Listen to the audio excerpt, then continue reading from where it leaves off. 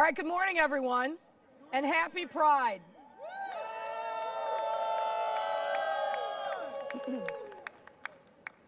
When thinking of words to describe Chicago's LGBTQ plus community, many come to mind, but one rings true year after year, and particularly after the year that we've endured, and that's resilient. We talk a lot in Chicago about being resilient and the most resilient city in the world. And that resiliency undoubtedly stems from our residents who have come together during times of crisis and time again to stick up for each other through thick and thin.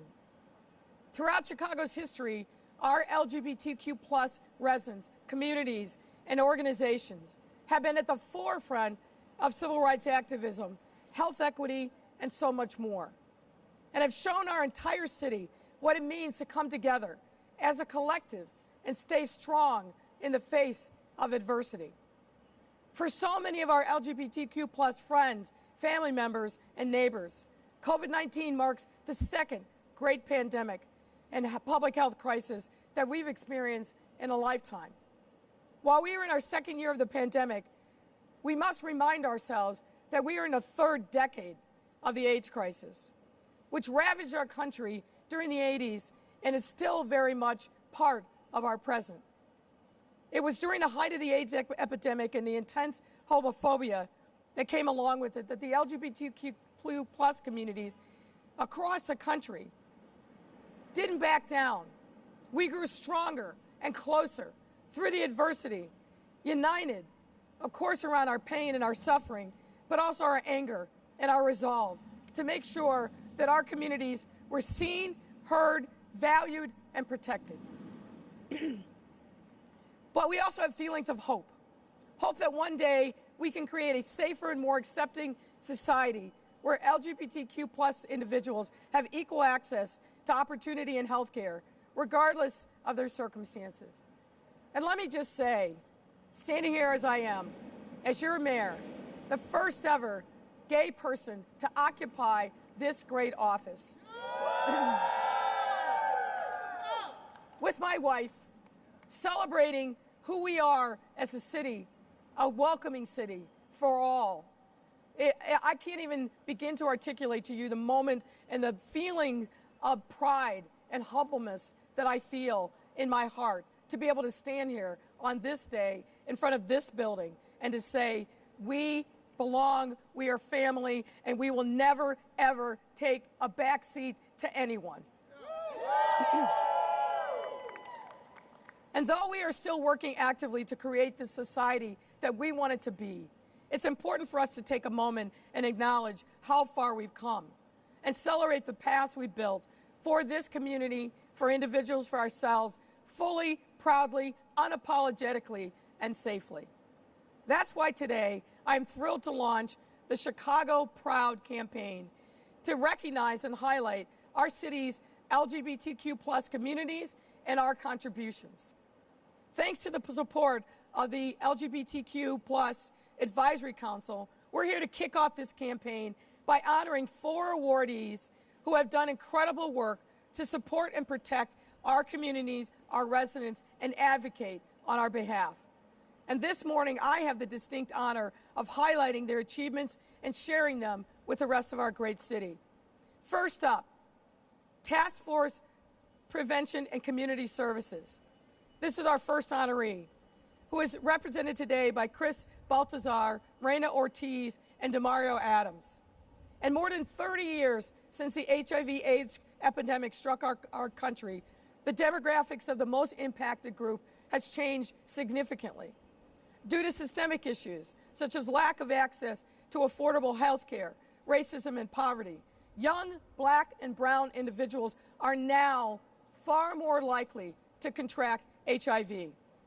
Without acknowledging this fact, we will simply not overcome this crisis. Obviously, we've taken great strides since AIDS first became something that plagued too many of our communities. We've advanced significantly. Our advocacy is advanced. Our healthcare is advanced. But for Black and brown residents of this and other cities, this plague is still very real. That's why Task Force has been hard at work for more than 3 decades, operating out of the heart of our Austin community to provide HIV counseling and testing, STI screening, and comprehensive case management and medical services to at-risk young Black people throughout the Chicagoland area. Chris, Raina, DeMario, and the entire task force team, we owe you a debt of thanks for stepping up and continuing the hard but essential and necessary work of protecting the health and well-being of our young people and being champions of social equity for our LGBTQ+ communities. It's my honor to welcome you and present you with an award. Come on up, guys. How are you? Good to see you again. Yes, we've met before. Good to see you again.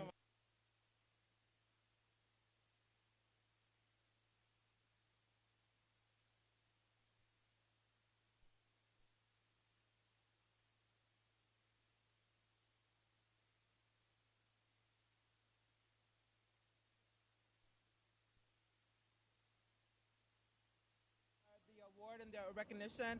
I just want to say thank you to Mayor Lightfoot for the recognition. To have a queer, lesbian mayor is so progressive in this city.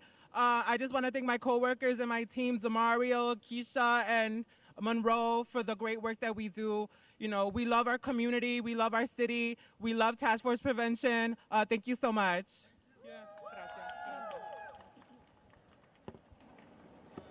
And next up, I have the honor of recognizing Miles and Precious Brady. And if you don't know their story, you should get to know it, but let me share a little bit. Last year, during the global pandemic and a pregnancy, Miles and Precious made history by convincing the state of Illinois to revise its birth certificate system to better recognize the gender identities of trans parents. Roughly 20 weeks into their pregnancy, Miles and Precious learned that they would be automatically identified as mother/co-parent and father, respectively, on their child's birth certificate. They refused to allow this frustrating, transphobic, and misgendering act to pass without putting up a fight, and rightfully so. And with the support of Lambda Legal, the couple argued that a birth certificate should accurately reflect parents' gender identities, and they won that fight.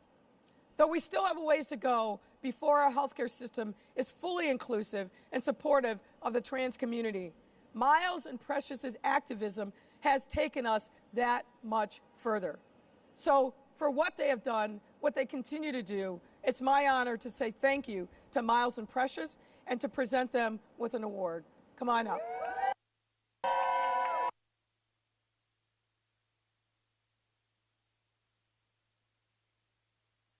I am gobsmacked. I had no clue this was happening. Thank you. Thank you so much, Madam Mayor and First Lady, for this honor. Thank you for your leadership. We stand on the shoulders of so many people who are not with us today. We speak for those who cannot be spoken for. Trans lives matter. We need to protect trans youth. We need to stand in the balance for homeless youth. The work continues. Thank you so much.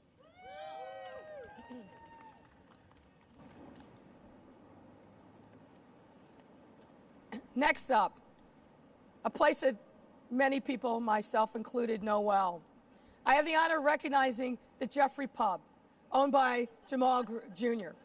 The Theffrey Pub is one of the oldest gay bars in the country and Chicago's preeminent Black and gay-owned bar.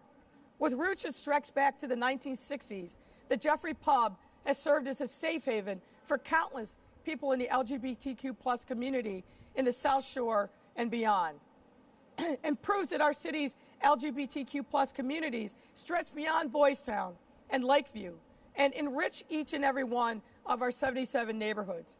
We are all well aware the pandemic has taken an especially difficult toll on our bars and restaurants, which were forced to close their doors and adapt to new ways of serving customers. For many of these establishments, especially those on our south and west sides, this transition wasn't an easy one, and it certainly wasn't easy to make under any circumstances. That's why I want to thank the entire Theffrey Pub staff for their perseverance throughout the pandemic, the countless sacrifices they personally made to keep the doors open, and their continued commitment to serving as a safe space, a welcoming space for our LGBTQ residents all over, but particularly on South Shore. So please, Jamal, come up and accept this award on behalf of Theffrey Pub.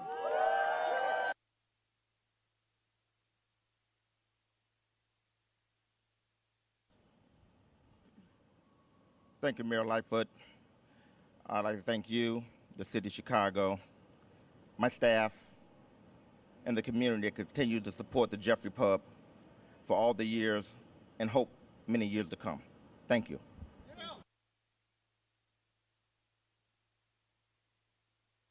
And last but certainly not least, I have the honor of recognizing Richard Pfeiffer.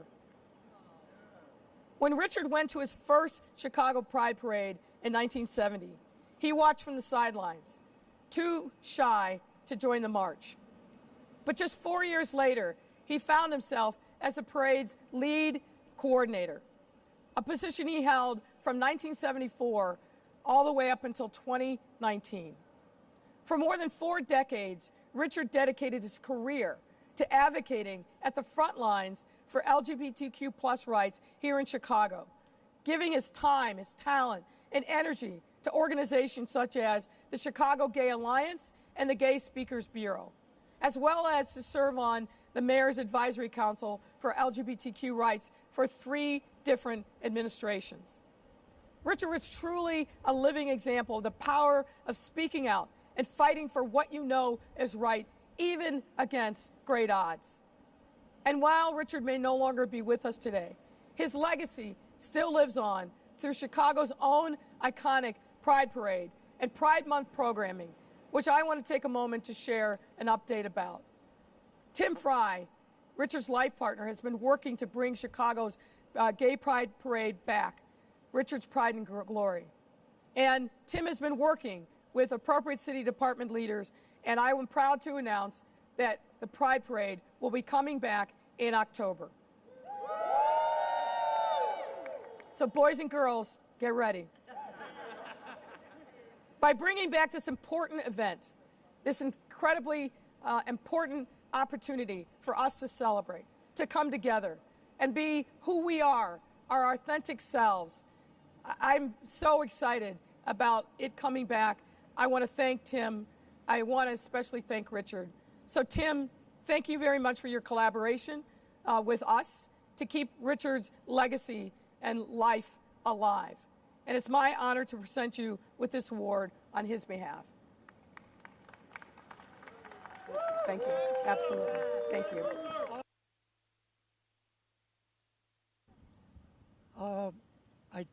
I'm a little bit speechless about this, but there's one thing that kind of came into my mind, and there's an old Rolling Stones song called "You Can't Always Get What You Want."